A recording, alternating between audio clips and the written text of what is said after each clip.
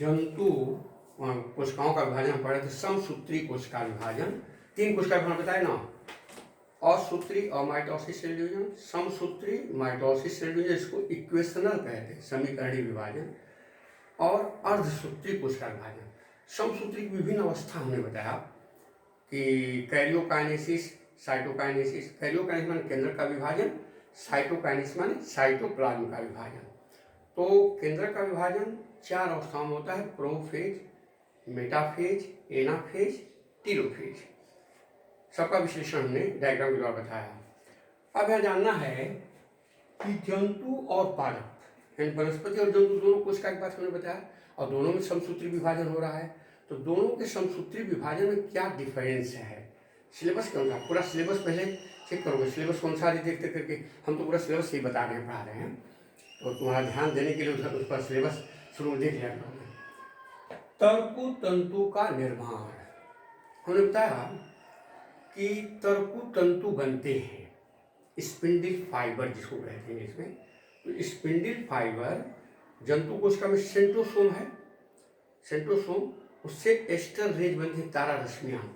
उन्हीं तारा रश्मियों से ही spindle fibre बनते हैं जंतुओं में। ध्यान रखिए, तर्कु तंतु यहाँ पहला देना है, तर्कु तंतु का निर्माण।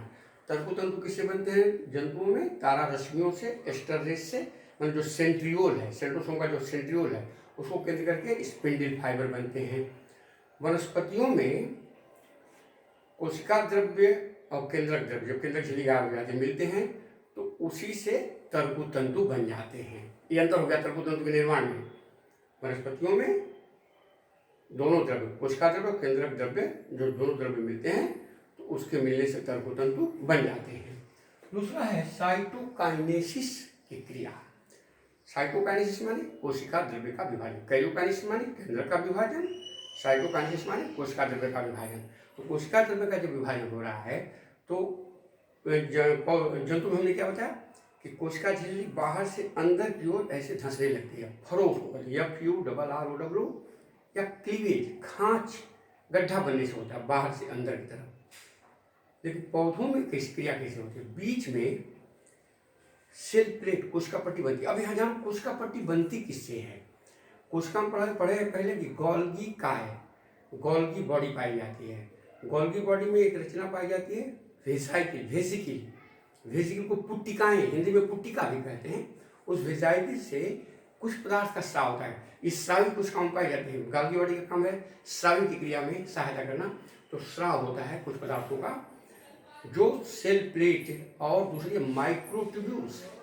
यहाँ सेंट्रोसोम और माइक्रो कोशिका विभाजन में जब पीछे हमने बताया था कि कोशिका विभाजन के लिए कुछ कोशिकांगों की जरूरत है, जिसमें कोशिकांग भाग लेते हैं। जरूरत क्या है? कोशिकांग भाग लेते हैं कोशिका विभाजन में। केंद्रक भाग लेता है, सेंट्रोसोम, सेंट्रियोल्स भाग लेते हैं, माइक्रोट्यूब्यूल्स नाम हमने बताया था, और राइबोसोम, माइटोकॉन्ड्रिया, ये सब भाग लेते हैं।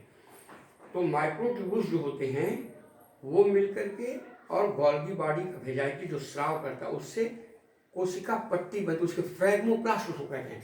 जो गोल्गी बॉडी की वेसाइकिल से स्राव होता है ना, उसको कहते हैं फ्रैग्मोप्लास्ट। उसमें हमने दिया था नाम कि साइटोकाइनेसिस क्रिया पौधों में फ्रैग्मोप्लास्ट या सेल प्लेट के निर्माण से होती है।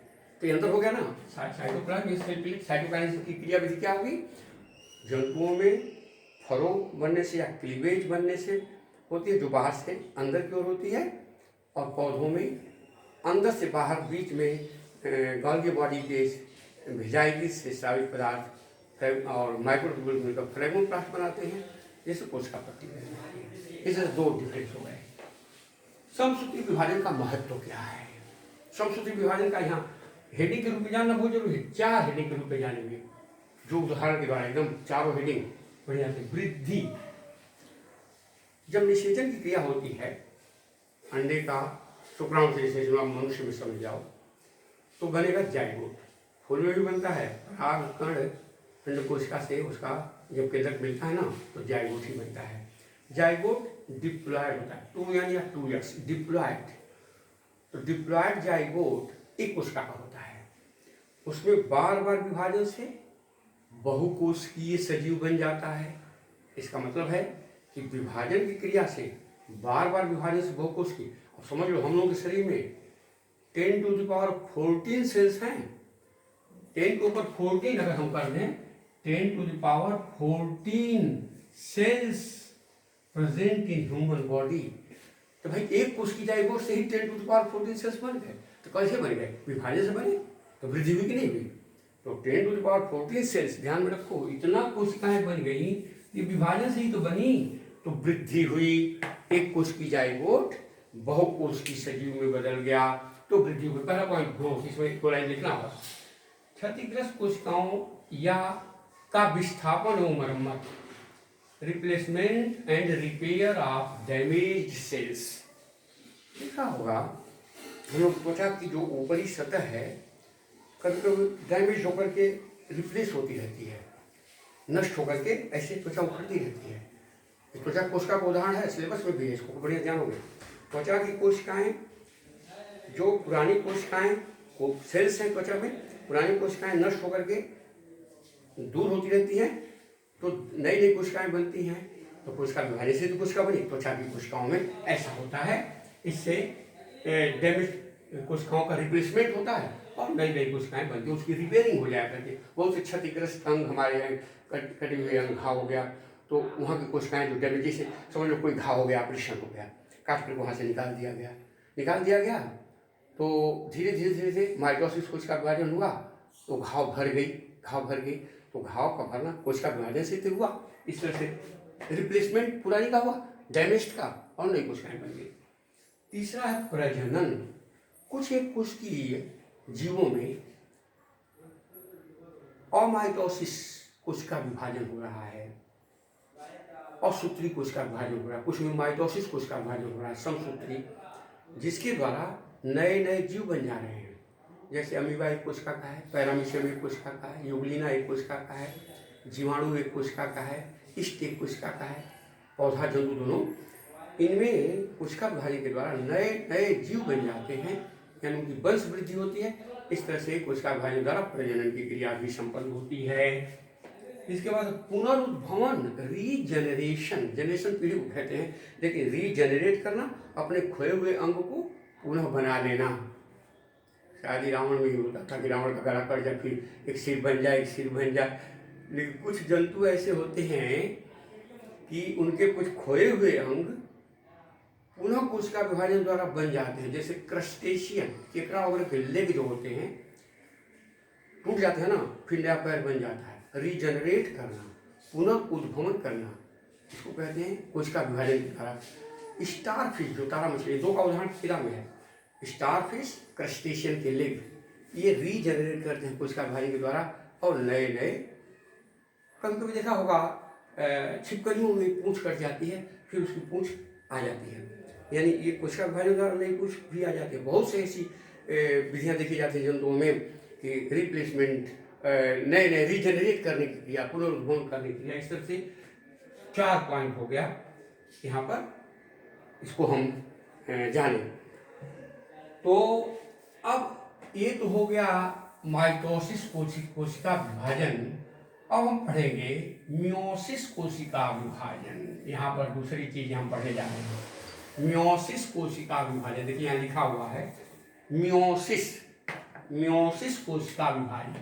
Meiosis, MEIO, meiosis cell division, दूसरा डिवीजन जो है मियोसिस सेल डिवीजन, वह कोशिका विभाजन जो जनन अंग की कोशिकाओं में होता है, वो हमने बताया शारीरिक कोशिकाओं में माइटोसिस जनन अंग की कोशिकाओं में होता है, जिसमें एक मातृ कोशिका के केंद्रक के लगातार 2 बार विभाजन के फलस्वरूप, लगातार 2 बार विभाजन के फलस्वरूप मातृ कोशिका के आधी संख्या वाली 4 पुत्री कोशिकाओं, एक मातृ कोशिका से 4 पुत्री कोशिकाओं का निर्माण होता है।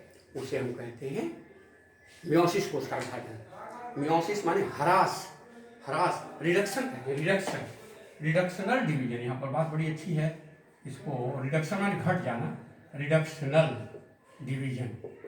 उसको हमने क्या बताया था, इक्वेशनल डिवीजन। लास्ट में दोनों का डिफरेंस जानेंगे। उसको समीकरण विभाजन में बताया था, इसको ह्रास विभाजन कहते हैं। ह्रास माने घट जाना, मदर सेल में क्रोमोसोम डिप्लॉयड है, तो डॉटर सेल में हैप्लॉयड मिलेंगे। एक मदर सेल से 4 डॉटर सेल, लेकिन माइटोसिस में मैंने बताया एक मदर सेल से 2 डॉटर सेल बनेंगे। मियोसिस कोश का विभाजन जनन अंग की कोशिकाओं में होता है। जनन अंग की कोशिकाएं जैसे स्पोर मदर सेल, बीजाणु मातृ कोशिका। मांस और फर्न के पौधे में कुछ निम्न श्रेणी हम बता रहे हैं। कुछ निम्न श्रेणी के स्पोर मदर से जो डिप्लॉयड कोशिका होगी, मांस और फर्न में एंथीडियम आर्चिगोनियम उसके जनन अंग हैं। उसमें उच्च श्रेणी के जंतुओं में अंडाणु और शुक्राणु के निर्माण के समय गोनैड्स, जिसको कहते हैं गोनैड्स, जनन या जननंग, जिसको जर्म सेल कहते हैं, जैसे शुक्राणु मातृकोशिका, अंडाणु मातृकोशिका, जैसे परागकण मातृकोशिका है, परागकण मातृकोशिका, उससे परागकण जो फूलों बनता है। अंडाणु जो बीजांड होता है, ओव्यूल के अंदर एग सेल बनती है, एग सेल रहती है। आगे इसी चैप्टर में पढ़ाएंगे आगे, तो उसमें बताएंगे उन कोशिकाओं में जितना जनन की कोशिका, शरीर की कोशिकाओं को छोड़ करके जनन की कोशिकाओं में ये विभाजन होता है। तो मियोसिस कोशिका विभाजन 2 चरण में होगा, first meiosis, second meiosis. First meiosis होगा रिडक्शनल में क्रोमोसोम की संख्या घट जाएगी, और सेकेंड मियोसिस होगा इक्वेशनल, माने माइटोसिस की तरह से ही होगा, एकदम माइटोसिस। यहाँ 2 एक परिभाषा बहुत जरूरी है जानना जो मियोसिस से संबंधित है। एक है होमोलोगस क्रोमोसोम, समजात क्रोमोसोम। समजात क्रोमोसोम का मतलब क्या हुआ? अब जनन की कोशिका में होगा तो एक क्रोमोसोम माने संतान में एक क्रोमोसोम माँ का, एक क्रोमोसोम पिता का, एक क्रोमोसोम माँ का, एक क्रोमोसोम पिता का, दोनों रचना में बनावट में समान जीन रखने वाले, उसको हम समान आकृति वाले, उसको हम कहते हैं समजात क्रोमोसोम। तो यहाँ हमने लिखा है समजात क्रोमोसोम, होमोलॉगस क्रोमोसोम।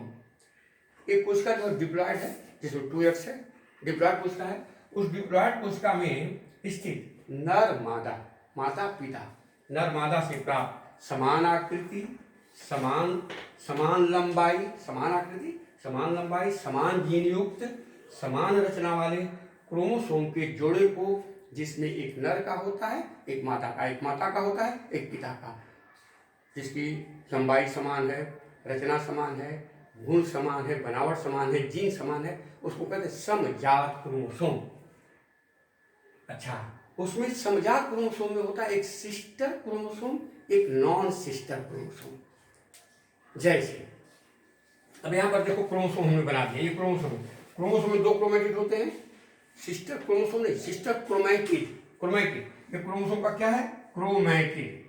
क्रोमोसोम में 2 क्रोमैटिड होता है, 2 क्रोमैटिड है, मिलकर एक क्रोमोसोम बना हुआ है, 2 क्रोमैटिड। यहाँ सेंट्रोमियर है, ये सेंट्रोमियर है, जहाँ पर दोनों क्रोमैटिड जुड़े रहते हैं, उसको गुणसूत्र बिंदु कहते हैं। जहाँ प्राइमरी कॉन्स्टिट्यूशन होता है क्रोमोसोम की रचना, हमने बताया था प्राथमिक संकुचन पर सेंट्रोमियर पाया जाता है। तो ये 2 क्रोमैटिड से मिल बना हुआ है। तो एक क्रोमोसोम ये मान लो पिता का है, एक क्रोमोसोम माँ का है, एक जोड़ा क्रोमोसोम हुआ ना, एक क्रोमोसोम के 2 क्रोमैटिड होते हैं, ये 2 क्रोमोसोम हमने बनाया, 2 क्रोमोसोम में सपोज करो, ये दोनों क्रोमोसोम में एक माँ का है, पिता का है। एक क्रोमोसोम के जो दोनों क्रोमैटिड है सिस्टर है, तो कोई हमने लिखा है सिस्टर क्रोमैटिड, ये दोनों क्या हो जाएंगे आपस में? सिस्टर क्रोमैटिड कह लेंगे। और इसका एक क्रोमोसोम, इसका एक क्रोमोसोम, मैंने क्रोमैटिड, सॉरी, सिस्टर क्रोमैटिड, तो क्रोमोसोम में बोल नहीं करोगे, sister chromatid, non sister chromatid, क्योंकि क्रोमोसोम का क्रोमैटिड न होगा। एक क्रोमोसोम के 2 क्रोमैटिड हैं जो सेंट्रोमियर गुणसूत्र पर जुड़े हुए हैं, तो होमोलॉगस क्रोमोसोम है। होमोलॉगस में हमने क्या बताया? एक क्रोमोसोम जिसके 2 क्रोमैटिड हैं, माँ का, और एक क्रोमोसोम पिता का, रचना समान है, लंबाई समान है, समान जीन युक्त है, उसको समजात कहते हैं। तो समजात क्रोमोसोम के जोड़े का जो एक क्रोमैटिड 2 क्रोमैटिड में से, तो दोनों एक दूसरे की समानांतर क्या कराएंगे? सिस्टर, जी हमने लिख दिया है सिस्टर एवं नॉन सिस्टर क्रोमैटिड। कोशिका विभाजन की इंटरफेज अवस्था होती है। पहली अवस्था क्या होती है? कोशिका चक्र में हम बताते हैं इंटरफेज, यम फेज। इंटरफेज में G1 phase, S phase, G2 phase. अच्छा यंग फेज में, माइटोटिक फेज में कैरियोकाइनेसिस, साइटोकाइनेसिस, ये पहले बताया जा चुका है। तो यहाँ देखो कोशिका विभाजन की इंटरफेज में अवस्था में डीएनए का द्विगुणन होता है। डीएनए माने रिप्लिकेट करता है, दुगुना आपने जैसा डुप्लीकेट रिप्लिकेट करके बनाता है, द्विगुणन होता है। प्रत्येक क्रोमोसोम के 2 क्रोमैटिड का निर्माण होता है। प्रत्येक क्रोमोसोम में कितना क्रोमैटिड बनते हैं? 2 क्रोमैटिड का निर्माण होता है, जो सेंट्रोमियर नामक स्थान पर यहाँ देखो जुड़े हुए हैं, आपस में जुड़े हुए हैं। इन दोनों को सिस्टर क्रोमैटिड कहते हैं। इन दोनों को क्या कहेंगे? Sister chromatid. अच्छा, अब यहाँ पर समजात क्रोमोसोम, ये समजात एक माँ का है एक पिता का है, समजात हो गए होमोलॉगस। समजात जोड़े में दोनों क्रोमोसोम के अलग अलग, इसका एक क्रोमैटिड, इसका एक क्रोमैटिड, इसको हम आपस में कहते हैं एक दूसरे के सापेक्ष नॉन सिस्टर क्रोमैटिड कहलाते हैं। तो सिस्टर, ये 3 परिभाषा, homologous, sister chromatid, non sister chromatid. यहाँ और बात हम आगे बताने जा रहे हैं, क्रॉसिंग ओवर, कायजमा, ये 2-3 परिभाषा जो सिलेबस में बहुत जाननी है। अब यहाँ देखो हमने बताया कि मियोसिस कोशिका विभाजन 2 चरणों में पूरा होता है। फर्स्ट मियोसिस, हिंदी में लिख देते हैं मियोसिस, ये होता है रिडक्शनल माने ह्रास। फर्स्ट मियोसिस क्या होगा? रिडक्शनल माने ह्रास, क्रोमोसोम संख्या आधी हो जाएगी, ह्रास, विभाजन होगा इसमें, माने मियोसिस हो जाए। इसको वास्तव में इसको ह्रास को कहते ही हैं। और सेकेंड जो मियोसिस होगा, सेकेंड मियोसिस, वो इक्वेशनल होगा। इक्वेशनल माने समीकरण विभाजन, जैसे माइटोसिस पढ़े हो ना, तो उसी तरह से माइटोसिस की तरह से होगा इक्वेशनल समसूत्री, माइटोसिस की तरह से होगा समसूत्री या समीकरणी, इसको कह सकते हो। इक्वेशनल समीकरण होता है समीकरणी। अब देखो यहाँ पर बताया एक मदर सेल है, एक मदर सेल है, मातृ कोशिका है ना, ये डिप्लॉयड है, जो क्रोमोसोम जोड़ में है। अब ये डिप्लॉयड क्रोमोसोम फर्स्ट मियोसिस होता है तो क्रोमोसोम का द्विगुणन होगा, रिप्लिकेशन डीएनए का क्या होगा? डीएनए देखो यहाँ हमने लिखा DNA replication and recombination. Replication ही नहीं होगा, रिकम्बिनेशन। बात यहाँ थोड़ा समझो, रिकम्बाइन क्या होता है? ये होमोलॉगस क्रोमोसोम है, ये होमोलॉगस क्रोमोसोम के सिस्टर क्रोमैटिड, ये दोनों सिस्टर क्रोमैटिड हुए, इसका एक क्रोमैटिड, इसका एक क्रोमैटिड, नॉन सिस्टर क्रोमैटिड हुआ।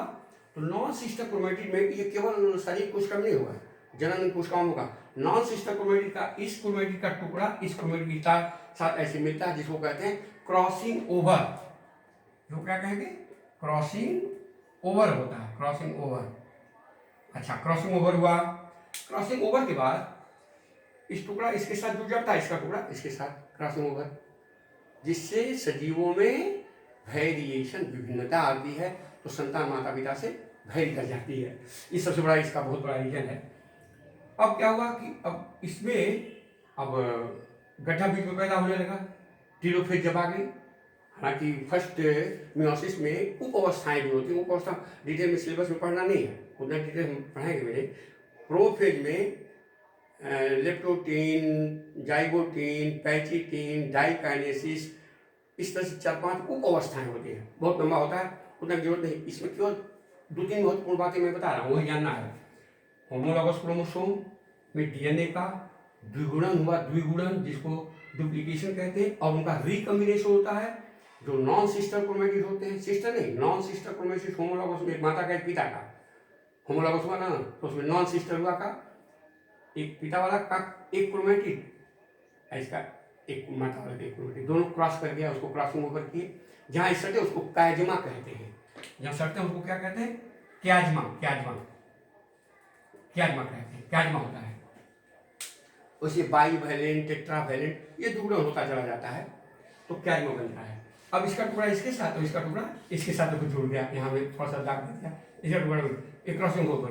अब बीच में संकुचन हुआ, टीलोफेज के अंत में एक मदर सेल से 2 डॉटर सेल बन गए, पुत्री कोशिकाएं बन गई। अब पुत्री कोशिकाओं में देखो क्रोमोसोम जो होते हैं, इसका टुकड़ा इसके साथ, इसका टुकड़ा इसके साथ, एक इसमें चला, इसमें आधा हो गए, दो पुत्री कोशिकाएं बन गई। अब 4 पुत्री कोशिकाएं कैसे बने? एक फर्स्ट मियोसिस हो गया, तुरंत ये रेस्टिंग इंटरफेज में आ जाएगी, रेस्टिंग। यही मदर सेल का काम करना शुरू कर देगी, जान जाओ। ये मदर सेल जो है तुरंत में थोड़े समय के लिए ये इंटरफेज में हो गई, और इसका विभाजन होगा। अब मियोसिस सेकेंड शुरू होगा, सेल डिवीजन, सेकेंड मियोसिस शुरू हो गया। अब इसका समसूत्री होगा। समसूत्री माने 1 से 2 बनेगी, एक से 2 बनेगी, इससे 2 बनेगी, इसमें क्रोमोसोम की संख्या आधी है, तो इससे 2 बनेगी तो दोनों में क्रोमोसोम की संख्या आधी हो जाएगी। इस तरह से इससे फिर गड्ढा हुआ और एक से इससे 2 और इससे 2, मदद से तो यही है 2x वाली है। यहाँ x दोनों में हो गए क्रोमोसोम, इसमें क्या हो गए हेप्लॉइड, यहाँ क्या हो गए हेप्लॉइड क्रोमोसोम हो गए, ये रिडक्शनल हो गया, रिडक्शनल है। ये हो गया इक्वेशनल, ये वाला यहाँ से होगा तुम्हारा ये इक्वेशनल होगा, इक्वेशनल समीकरण ही होगा, समीकरण भी दूसरा होगा। इस तरह से 2 चरणों में मियोसिस विभाजन होता है, एक रिडक्शन कहलाता है, एक इक्वेशनल कहलाता है। अब इसके बाद आगे हम बताएंगे इसका महत्व और उसमें कुछ खास चीज़ें।